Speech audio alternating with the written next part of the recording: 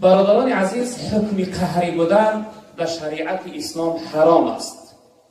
حکم قهری ایستادن و قهری بودن، چی به برادر نسبیت باشه یا چی به برادر اسلامی باشه، حکم قهری بودن در شریعت اسلام حرام است. حدیث در پیغمبر بزرگوار صلی الله علیه وسلم می‌فرمایند که حضرت ابو ایوب انصاری این حدیث را روایت کرده است. حدیث بخاری و مسلم است.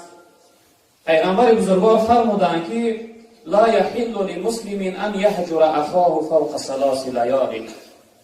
برای شخصیت مسلمان حلال نیست که از یک برادرش 3 روز دوری کنه، یعنی قهری بیسته، از برادرش رو گردانه. برای شخصیت مسلمان گفتن این حلال نیست، یعنی حرام است. یلتقیان فیعرض هذا و یعرض هذا و خیرهما الذی یبدأ بالسلام.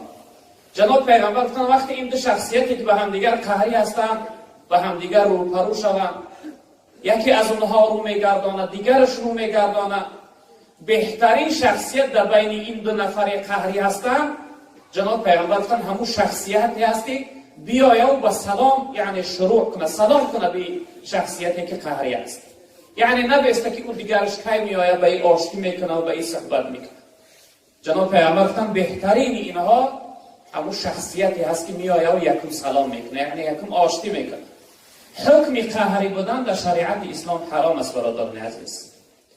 در روایت دیگر که این حدیث هستی ابو هریره روایت کرده است، حدیث ابو داود و امام احمد است که حدیث صحیح است. پیغمبر بزرگوار گفتن لا یحل للمسلم ان یهجر اخاه فوق 3 فمن هجر فوق 3 فمات دخل النار. برای شخصیت مسلمان حلال نیست که از 3 روز با یک زیاد از 3 روز زیاد به یک برادرش قهری بیسته. هر شخصیتی که از 3 روز زیاد با برادرش قهری ایستاد، بعد از 3 روز اگر وفات کرد، مرد، بندگی کرد، این شخصیت داخل دوزخ میشه. جناب پیغمبر گفتن این انسان قهری، پیغمبر بزرگوار صلی الله علیه وسلم گفتن که داخل دوزخ میشه. در روایت دیگر حضرت ابو هریره روایت کرده که هم حدیث ابو داود است، حدیث صحیح است. پیغمبر بزرگوار گفتن که من هجر اخاه سنتا فهو کسفک دمه. هر شخصیتی که به یک برادرش 1 سال قهری بیسته، جناب پیغمبر گفتن گناهی ای مثل همینه که گویا او برادرش کشته است، خونش ریزانده است. گناهش برابر کشتن همون شخصیت است. پیغمبر بزرگوار گفتن یعنی که حلال نیست براش. در روایت دیگر که این حدیث هم امام مسلم روایت کرده است، حدیث حضرت ابو هریره است، حدیث صحیح است. جناب پیغمبر صلی الله علیه وسلم گفتند که هر روز دوشنبه و پنجشنبه خداوند درهای جنت گشاده میگرداند و تمام بنده هایش که با او شریک نآورد، یعنی مؤمن و مسلمان هستند، مشرک نشدند، گناهی تمام بنده هاش خداوند روز دوشنبه و پنجشنبه میبخشیده، مگر نمیبخشیده گناه شخصیتی که با یک برادرش قهری است. میگفته این شخصیت بگذاره تا اینکه با برادرش صلح کنه، با برادرش آشتی کنه.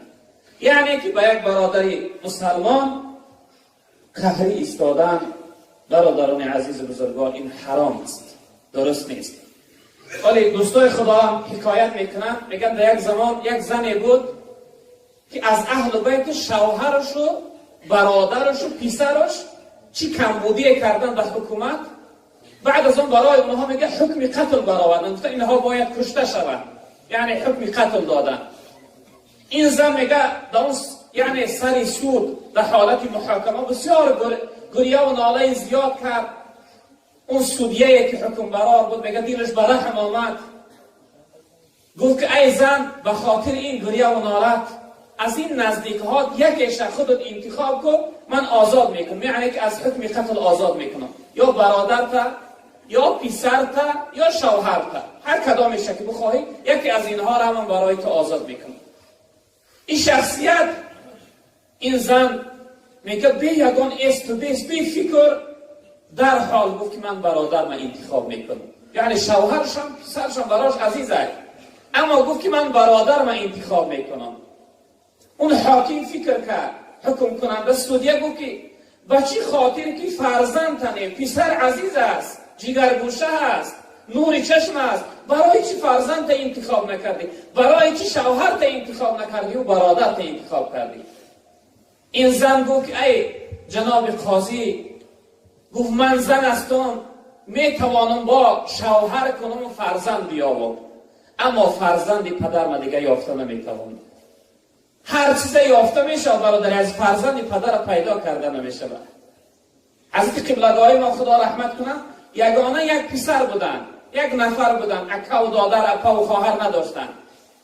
در اون محله ما یک دو برادر بودن که بینشون دائم جنجال میشد، یعنی خفگی و ناهمدیگر فهمی بود. این سه مادر محترمه، مادر بزرگوار من حکایت میکنه، قبلگاه میگفته که خداوند برای من یک برادر میداد که بعضی ناجوان مردا و نامردا را برادرگری نشان میدادند. یعنی بعضی انسان در حق برادر میسوزه. برادر عزیز، این عمر ارزش نداره که با برادر عزیز و یک یعنی فرزند پدر قهری استی. هر چیز پیدا کرده میکنه برادر عزیز، فرزند پدر پیدا کرده نمیشه. و این خاطر کسی قهری باشه، بعد از شنیدن این سخنهای پیغمبر بزرگوار و برادرهاتون آشتی کنه برادران عزیز بزرگوار.